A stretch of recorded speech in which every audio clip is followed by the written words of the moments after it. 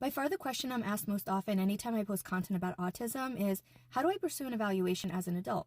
If you've been wondering this video is for you.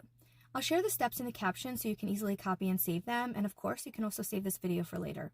Okay, so here's how to pursue an autism evaluation as an adult. Step 1. Know and understand the autism criteria as outlined in the DSM, a manual used in the US and other countries as a guide for diagnosing autism. I'll link to an online version of it in the comments. Step 2. Write a thorough list of every symptom you can think of that applies to you based on the criteria outlined in the DSM. I have a worksheet on my website that can help you with this step.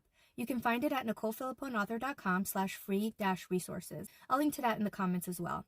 Step 3. Find a practitioner who is up to date on how autism is evaluated. Start by asking for recommendations from autistic adults who have gone through the process recently and had a positive experience. You can do this in various autistic spaces online, including in my comment section down below. Not to brag, but I have some of the most wonderful followers in the online autistic community, and they have been amazing at chiming in when this question has been asked before. Okay, but if you can't get recommendations because of your location or some other reason, research practitioners online and look for clues that indicate that they're current in their knowledge of the autism criteria, because many, unfortunately, are not. Step 4. Call a practitioner that you feel might be a good fit and ask to have an initial conversation before scheduling an assessment. Be prepared to answer the question, why are you interested in pursuing an autism evaluation? This is the first question I was asked when I had my very first conversation with a practitioner. I actually have a resource to help you with this conversation as well.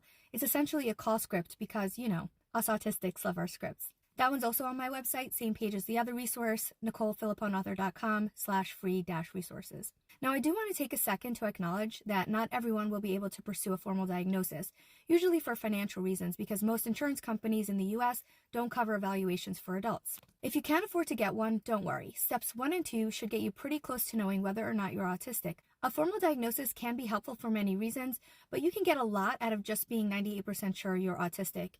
And you have a loving and supportive community of autistic people online who will welcome you and your self-discovered autism with open arms. Okay, last thing. I haven't created content on what an autism evaluation actually entails. Let me know in the comments if you'd like me to talk about my experience getting evaluated. If there's enough interest, I'll make a video. And follow for more content about autism and neurodivergent brain wiring.